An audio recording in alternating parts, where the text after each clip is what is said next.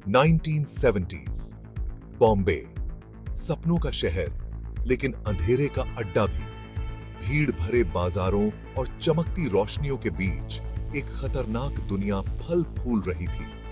ये थी मुंबई माफिया की दुनिया, जहां पावर बंदूक की नोक से चलता था और लॉयल्टी बिकता था। इस खतरनाक माहौल में एक नए किस्म का गैंगस्टर उभर रहा था, जो पावर का भूखा था और खून खराबे से नहीं फिरता था। उन्हीं में से एक नाम दबे स्वर में लिया जाता था,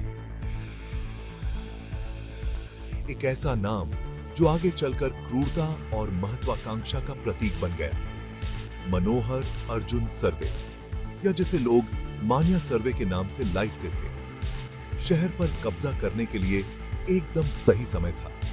हर तरफ करप्शन फैला हुआ था, पुलिस कमजोर थी और तेजी से बढ़ती इकोनॉमी ने नियम तोड़ने वालों को मौके दिए।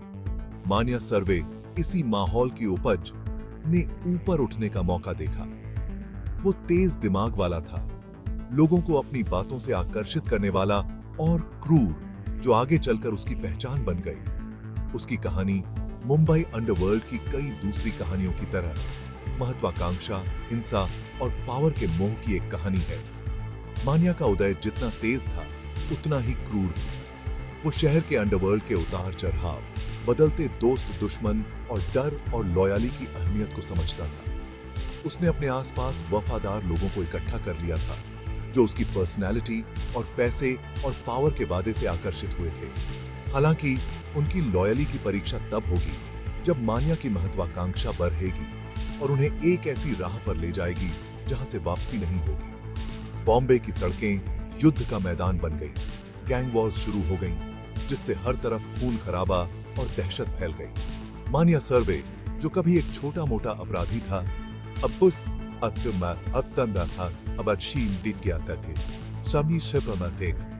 ताकत बन गया था।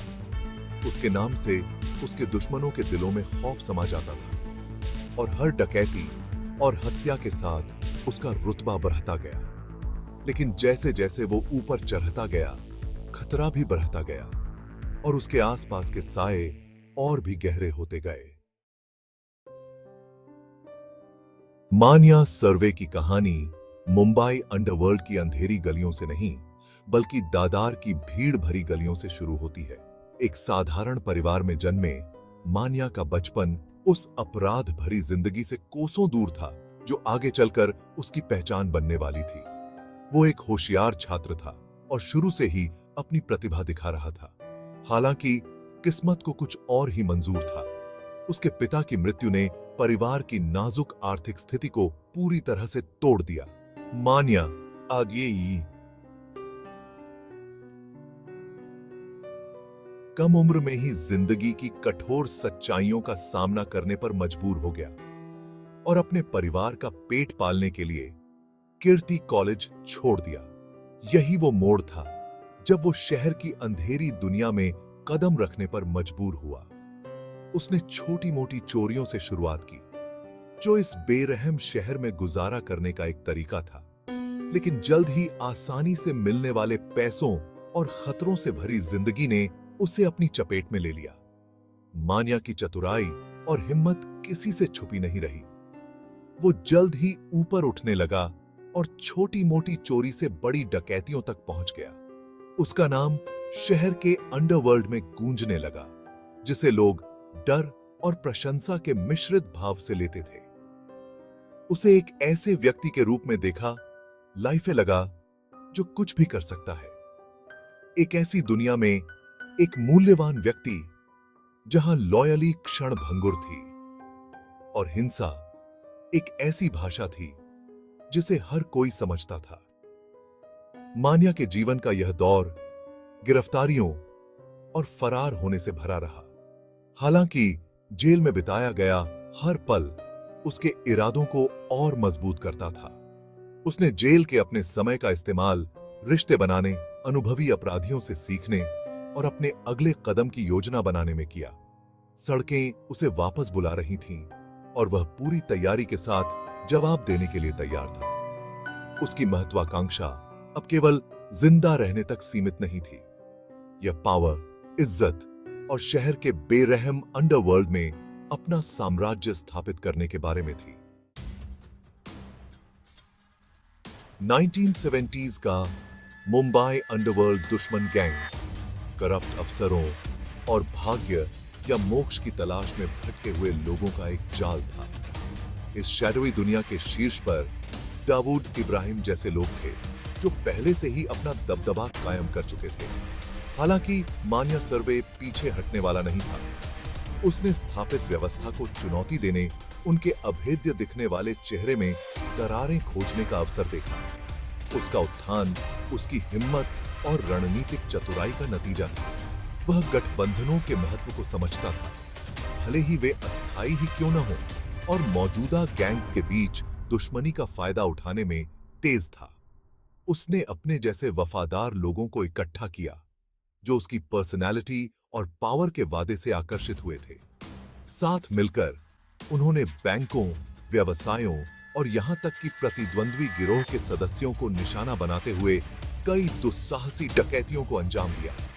मान्या के कारनामों की चर्चा जंगल की आग की तरह फैल गई। कानून की परवाह न करना, हिंसा का इस्तेमाल करने की उसकी इच्छा और अपने विरोधियों को मात देने की उसकी अद्भुत क्षमता ने उसे डर और सम्मान दोनों दिलाया। वह एक नए जमाने का गैंगस्टर था जो क्रूरता के साथ काम करता था, जो उसे स्थापित व्यवस्था से अलग करता था। बढ़ती प्रतिष्ठा के साथ नई चुनौतियां भी आईं। बढ़ती हिंसा को रोकने के दबाव में पुलिस ने गिरोह गतिविधि पर कार्रवाई शुरू कर दी। मान्या के बढ़ते प्रभाव से खतरा महसूस करते हुए प्रतिद्वंद्वी गैंग्स ने उसे खत्म करने की कोशिश की, जिससे शहर की सड़कों पर खूनी मुठभेड़ हुई। लेकिन मान्या, जो हमेशा एक कदम आगे रहता था, अराजकता में पनपता दिख रहा था। उसने पावर का स्वाद चखा था और वह मुंबई अंडरवर्ल्ड में अपना हिस्सा हासिल करने के लिए दृढ़ था, चाहे कीमत कुछ भी हो। पाम रही अब कीमत कुछ ऐसी ही। मुंबई अंडरवर्ल्ड में एक बड़ा बदलाव आने वाला था। मान्या सर्वे अब दूसरे नंबर पर रहने से संतुष्ट नहीं था। उसने शहर के सबसे बड़े सरगना दाऊद इब्राहिम पर अपनी नजरें गड़ा दी। यह एक हिम्मत वाला, कुछ लोग कहेंगे जोखिम भरा कदम था। दाऊद अपने विशाल नेटवर्क और क्रूर प्रतिष्ठा के साथ एक दुर्जय दुश्मन था, लेकिन मान्या चुनौतियों को पसंद करता था और एक राजा को गद्दी से उतारने का मोह बहुत ज्यादा था। मान्या सर्वे और दाऊद इब्राहिम के बीच दुश्मनी इलाके और नियंत्रण के साथ साथ अहंकार और महत्वाकांक्षा को लेकर भी थी। दोनों व्यक्ति एक ही बेरहम सड़कों की उपज थे, लेकिन उनके रास्ते अलग हो गए थे। दाऊद ने स्थापित व्यवस्था के भीतर काम करना चुना था, रणनीतिक गठबंधनों और क्रूरता के माध्यम से अपनी ताकत को मजबूत किया। दूसरी ओर मान्या एक नए जमाने के गैंगस्टर का प्रतिनिधित्व करता था, जो हालात को चुनौती देने से नहीं फिरता था, भले ही इसका मतलब शहर के सबसे शक्तिशाली अपराधी संगठन के साथ युद्ध करना ही क्यों न हो। दोनों गैंग्स के बीच कॉन्फ्रंटेशन तेजी से बढ़ा। गोलीबारी आम बात हो गई, जिससे हर तरफ खून और डर फैल गया। मान्या, एक शानदार स्ट्रैटेजिकार, ने दाऊद की कमजोरियों का फायदा उठाया, उसके व्यवसायों और सहयोगियों को निशाना बनाया, उसके साम्राज्य को टुकड़े टुकड़े कर दिया। वह समझ गया था कि दाऊद को हराने के लिए उसे उसकी साख को कमजोर करना होगा। शहर को यह दिखाना होगा कि सबसे शक्तिशाली सरगना भी कमजोर हो सकता है। बेहद दुश्मनी के इस दौर में मान्या सर्वे अपने सबसे क्रूर रूप में था। उसने दुस्साहसी डकैतियों को अंजाम दिया, दाऊद के गिरोह के प्रमुख सदस्यों की हत्या कर दी और यहां तक कि पुलिस द्वारा गिरफ्तारी से बचने में भी कामयाब रहा। जो बढ़ती हिंसा को रोकने के लिए संघर्ष कर रही थी, वह एक भूत था जो कभी भी प्रकट होता था और गायब हो जाता था, अपने पीछे अराजकता और खून खराबा छोड़ जाता था। उसका नाम जो कभी दबे स्वर में लिया जाता था, अब हर किसी की जुबान पर था, डर और प्रशंसा दोनों का प्रतीक। वह जनता का गैंगस्टर बन गया था, एक आधुनिक रॉबिन हुड जिसने स्थापित व्यवस्था को चुनौती देने की हिम्मत की, भले ही इसके लिए उसे अपनी जान ही क्यों न देनी पड़े।